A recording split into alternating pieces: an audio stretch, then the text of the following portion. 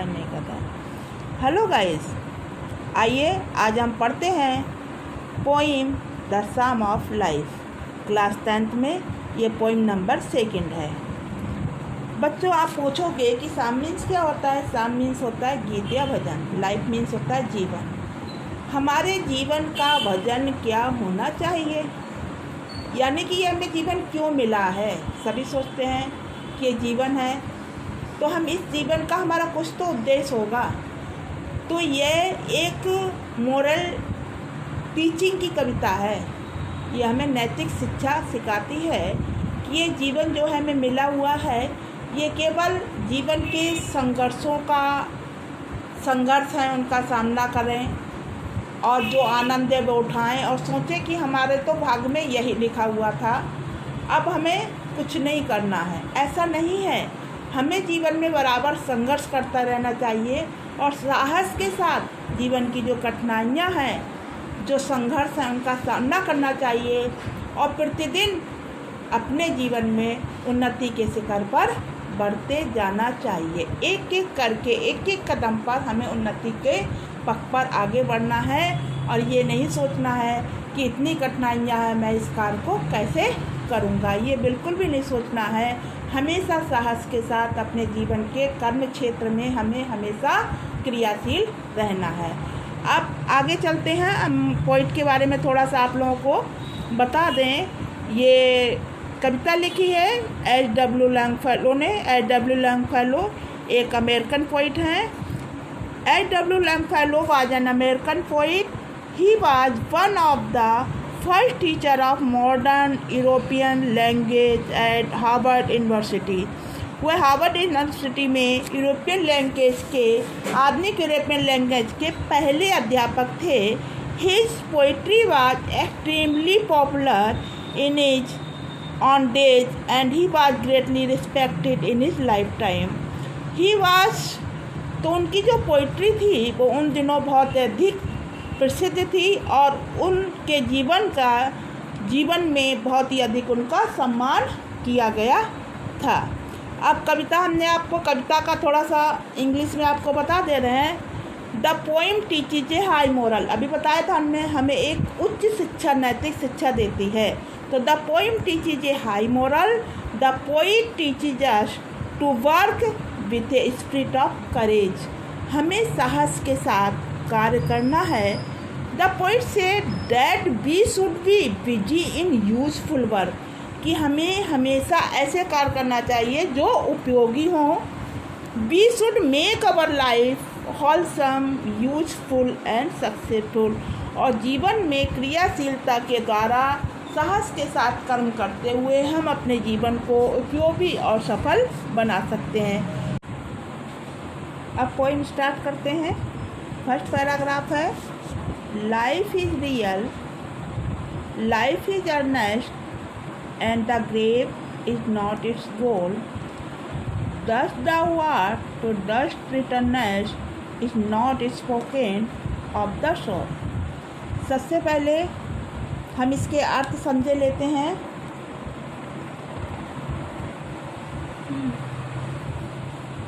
Ernest means होता है गंभीर, ठीक है। रियल मीन्स होता है वास्तविक। एंड द ग्रेव मीन्स होता है मृत्यु को प्राप्त होना। गोल मीन्स होता है लक्ष्य। डस्ट मीन्स होता है मिट्टी। रिटर्न मीन्स होता है वापस। सॉल मीन्स होता है आत्मा। समझ आया बच्चों अच्छे से। रियल मीन्स वास्तविक, अर्नेस्ट मीन्स गंभीर, ग्रेव मीन्स मृत्यु, गोल माने लक्ष्य, डस्ट मीन्स मिट्टी, रिटर्नेंट माने वापस और सॉल मीन्स आत्मा। अब इसके मीनिंग आप लोगों को अच्छे से समझ में आ गए। अब ये कविता पढ़ते हैं। लाइफ इज रियल, जीवन वास्तविक है। लाइफ इज अर्नेस्ट, ये जीवन हमारा गंभीर है। अर्थात लेखक के कहने का तात्पर्य है कि ईमानदारी से कुछ प्राप्त करने के लिए ही ये हमारा जीवन है। क्यों हम जीवन में अपने कुछ भी कार्य करें वह ईमानदारी से करें। And the grave is not its goal, जीवन का उद्देश्य जीवन के आनंदों का उपभोग करना और मृत्यु को प्राप्त करना ही नहीं है। गोल माने उद्देश्य, हमारे जीवन का उद्देश्य आनंदों का उपभोग करना और फिर मृत्यु को प्राप्त कर लेना। रेब मीन्स मृत्यु बताया था, यही नहीं है, बल्कि डस्ट डाउनवार्ड टू डस्ट रिटर्नेट। हमारा उद्देश्य क्या है कि हमें हमेशा कार्य करना है। क्यों? Dust downward to dust returnest. ये शरीर हमारा मिट्टी का बना हुआ है और मरने के बाद मिट्टी में ही मिल जाएगा।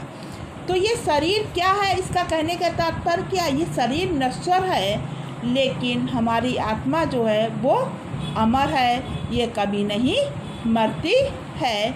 इसलिए हमें हमेशा अच्छे कार्य करते रहने चाहिए। अच्छे से समझ में आ गया होगा अब ये आपको फर्स्ट पैरा। अब चलिए आइए दूसरे पैराग्राफ पे आते हैं।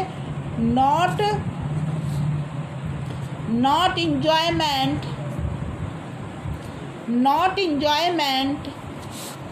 Not sorrow. इंजॉयमेंट होता है आनंद, सॉरो मीन्स होता है दुख। ठीक है, समझ आ गया। और डेस्टाइन मीन्स होता है भाग में लिखा हुआ।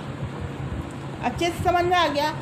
तो हमारे कभी कहता है कि व्यक्ति के या हमारे जीवन का लक्ष्य या प्रयोजन ये नहीं है कि केवल जीवन में हम अपने आनंदों को भोगें या अपने दुखों को भोगें। और यह सोचना भी ठीक नहीं है कि यही हमारे भाग्य में लिखा हुआ है। वास्तव में हमारे but to act that is tomorrow. वास्तव में हमारे जीवन का उद्देश्य कार्य करना है ताकि हम दिन प्रतिदिन उन्नति करते रहें। Find us further than today. और अपने आने वाले कल को आज से अधिक अच्छी स्थिति में बना लें। हमें ये सोचकर नहीं बैठ जाना है कि अगर हमें दुख हमें प्राप्त हो रहा है तो हमारे जीवन में दुख लिखा है तो हम बैठ जाएंगे। नहीं, हमें निरंतर कार्य को करना है और निरंतर कार्य को करते हुए अपने जीवन को उन्नतिशील बनाना है। अब मुझे आप लोगों को अच्छे से समझ में आ गया होगा। चलिए आइए अब थर्ड पैराग्राफ पढ़ते हैं। In the world's broad field of battle. इस स्टेंजा में कवि कहता है कि संसार एक युद्ध के मैदान की तरह है।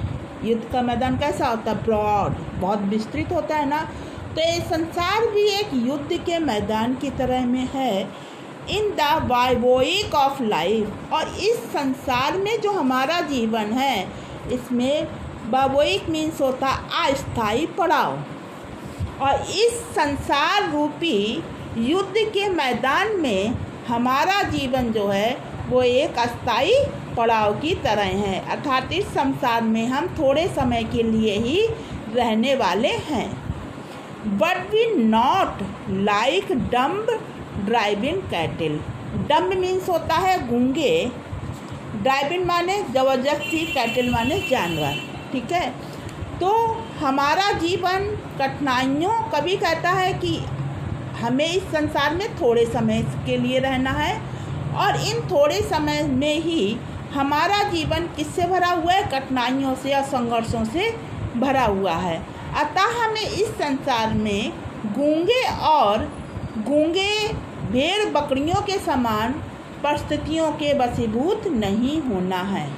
क्योंकि जानवरों को आप जहाँ ले जाओ वहीं चले जाते हैं। हम जानवर नहीं हैं, गूंगे बहरे नहीं हैं, जो हम जैसी परिस्थितियाँ आए उनके वशीभूत होकर उन्हीं के अनुसार कार्य करने लगें। अर्थात जीवन की कठिनाइयों का be a hero in the strife. Strife mean होता है संघर्ष या कठिनाइयाँ। लेकिन हमें जीवन की कठिनाइयों का एक वीर पुरुष की समान साहस के साथ मुकाबला करना चाहिए, ना कि जानवरों की तरह जहाँ है वहीं नहीं रहना चाहिए, बल्कि अपने कठिनाइयों का एक वीर सिपाही की तरह सामना करना चाहिए। अब आगे फोर्थ वाली लाइन आते हैं, अच्छे से समझ में आ गया होगा। Let us then be up doing with a heart for any fate, still achieving, still pursuing, learn to labour and to wait. कभी यहाँ पर इन पंक्तियों में हमें शिक्षा देता है कि हमें क्रियाशील होकर कार्य में साहस के साथ जुट जाना चाहिए। लेटस हमें क्रियाशील होकर कार्य में साहस के साथ जुट जाना चाहिए। इसका परिणाम विद हार्ट, साहस के साथ, यहाँ हार्ट का मीन्स है साहस के साथ, फॉर एनी फेट, इसका फेट मीन्स परिणाम, इसका परिणाम कुछ भी हो लेकिन हमें साहस के साथ अपने कार्य को करना, स्टिल माने लगातार होता है। यदि हम लगातार अपने उद्देश्य की प्राप्ति के लिए कार्य में लगे रहेंगे, ठीक है, यदि हम लगातार अपने उद्देश्य की प्राप्ति के लिए, यदि हम स्टिल मीन्स लगातार, अचीव माने प्राप्त के लिए, स्टेविन परसिंग माने उद्देश्य की, तो यदि हम लगातार अपने उद्देश्य की प्राप्ति के लिए अपने कार्य में लगे रहेंगे तो हम कुछ ना कुछ प्राप्त करते रहेंगे। हमें फल की चिंता, learn to labour and to wait, हमें परिश्रम करना चाहिए और फल की इच्छा छोड़ देनी चाहिए। गीता में भी यही कहा गया है कि हमें कर्म करना चाहिए और फल की इच्छा नहीं करना चाहिए। यहाँ पर सबसे लास्ट वाली पंक्ति में लेखक ने गीता के उद्देश्य को इस कविता में रखा है कि फल की चिंता किए बिना हमें अपना परिश्रम करना चाहिए, तभी व्यक्ति अपने जीवन में सफल हो सकता है और यही उसके जीवन का भजन है, यही उसके जीवन का गीत है। मैं आशा करती हूँ कि आप सबको छात्रों अच्छे से समझ में आ गई होगी कि इस कविता का अर्थ क्या है और इसमें कवि क्या कहना चाहता है। अब नेक्स्ट वीडियो में हम इसका इंग्लिश टू इंग्लिश एक्सप्लेनेशन बाद में आपको बताएंगे।